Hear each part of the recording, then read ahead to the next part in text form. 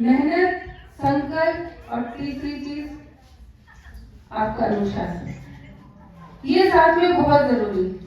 हम यहाँ आ रहे हैं, देखिए आप बच्चों को ये मौका मिला कि आप इस हॉस्टल में आ रहे हैं, पढ़ने का मौका मिल रहा है, ये आप बहुत लकी हो।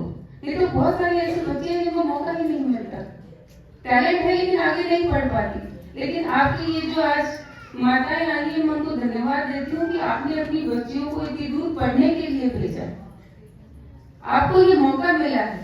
और ये माताओं ने अगर आपको यहाँ भेजा है तो बहुत विश्वास के साथ भेजा है कि मेरी बेटी वहां पढ़ने गई।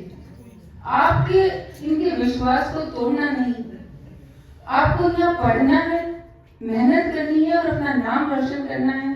कोई जीवन में ऐसा काम नहीं करना है जिससे आपकी माता का गर्दन सिर नीचे हो। आपको हमेशा ऐसा काम करना है जिससे आपके माता पिता का सर गौरव से ऊंचा हो और वो कहे कि हाँ वो मेरी बेटी। ऐसा काम आपको करके दिखाना है। और मुझे देखो, हालांकि कहानी बहुत लंबी है लेकिन फिर भी मैं आपको कहूंगी कि मैं भी अगर विधायक बनी हूँ ना, तो विधायक बनने के बाद तो आपको लगता है हाँ प्रियंका चौधरी विधायक है, बहुत अच्छा है, लेकिन इसके पीछे कितनी बड़ी कड़ी मेहनत और कितना संघर्ष रहा, और उसमें पढ़ाई का बहुत इंपॉर्टेंट रोल रहा। शिक्षा बहुत जरूरी है। जैसे तारा जी ने कहा, नौकरी करो या ना करो, नौकरी मिले या ना मिले, लेकिन पढ़ना बहुत जरूरी है। आपको पता होगा मैंने बीएससी की, मैंने फिर एमए किया, शादी हो गई, शादी के 4 साल बाद ही हस्बैंड का एक्सीडेंट हो गया, एक बेटा था। उसके बाद मुझे पढ़ने के लिए, बीडीएस करने के लिए कि अपने पांवों पे खड़ी होनी चाहिए, अपने बेटे को बड़ा करने के लिए, कि इंडिपेंडेंट होनी चाहिए, मुझे पढ़ने के लिए भेजा। एक बेटे को, 30 साल के बेटे को छोड़कर बाहर दूसरे राज्य में जाकर पढ़ना, और वो भी टेक्निकल डिग्री, वो भी 5 साल की पढ़ाई का बीच में गैप आ गया, उसके बाद वापस से डॉक्टर की पढ़ाई करना, और कितनी मेहनत लगी होगी, कितना संघर्ष रहा होगा, लेकिन मन में संकल्प था कि करना है तो करना है, चाहे कुछ भी हो जाए। और वहां मैं बड़ी मेहनत की, और मुझे बताते तुम्हें गर्व होता है कि हर साल मैंने वहां गोल्ड मेडल लिया। राजस्थान आ गई क्योंकि नंबर अच्छे थे, यहाँ पर भी गोल्ड मेडल लिया। फिर काम अपना शुरू किया, प्रैक्टिस शुरू की, क्लिनिक शुरू की, लेकिन ईश्वर को कुछ और मंजूर था। बाड़मेर ले आए, बाड़मेर आई तो ये संकल्प लेकर आई, भाई काम अगर जिस फील्ड में जाएंगे काम मेहनत से करेंगे। पढ़ाई की तो ईमानदारी और मेहनत से की, प्रैक्टिस की तो ईमानदारी और मेहनत से की, राजनीति में आऊंगी, काम करूंगी तो ईमानदारी से करूंगी, मेहनत से करूंगी, चाहे कुछ भी हो जाए। और यहाँ आई तो गंगाराम जी और रामदान जी के नाम के साथ उनके नाम को आगे बढ़ाना था, उनके आदर्शों को आगे बढ़ाना था। उस चैलेंज के साथ मैंने यहाँ 15 साल मेहनत की, लेकिन ठीक है, वो संघर्ष 15 साल का था। वो कहते हैं ना कि सोने को पका रहे थे, मजबूत कर रहे थे आने वाले समय के लिए।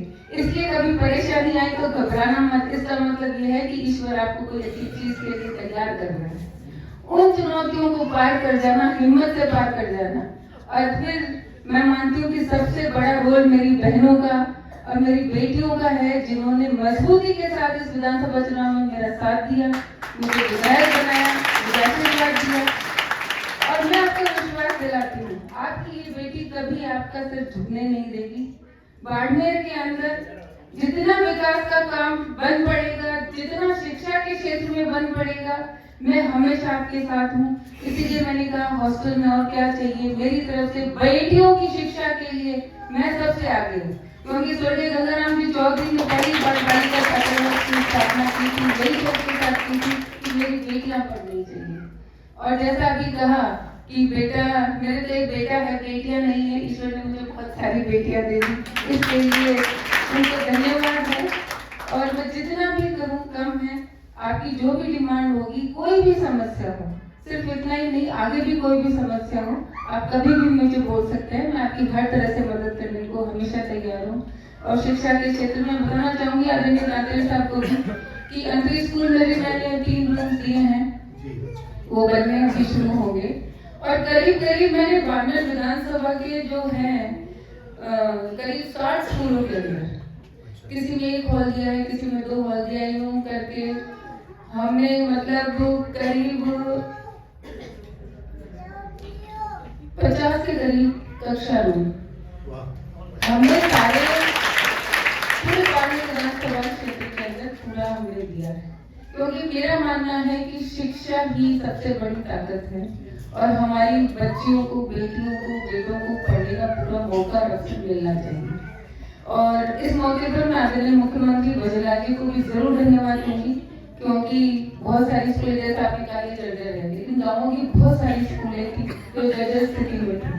जब वो एक्सीडेंट हुआ, बच्चों 6 बच्चे जो एक्सीडेंट में चले गए थे, तो आदरणीय मुख्यमंत्री जी ने तुरंत रिपोर्ट मंगाई और मैं उनको धन्यवाद दूंगी कि बाड़मेर विधानसभा के दोनों ब्लॉक्स के अंदर करीब 13.5 करोड़ रुपए आदरणीय मुख्यमंत्री वजुला जी ने दिए, तुरंत एक्शन किए कि वो जो कमरे हैं वो कहीं टूट ना जाए, उनकी रिपेयरिंग होनी चाहिए।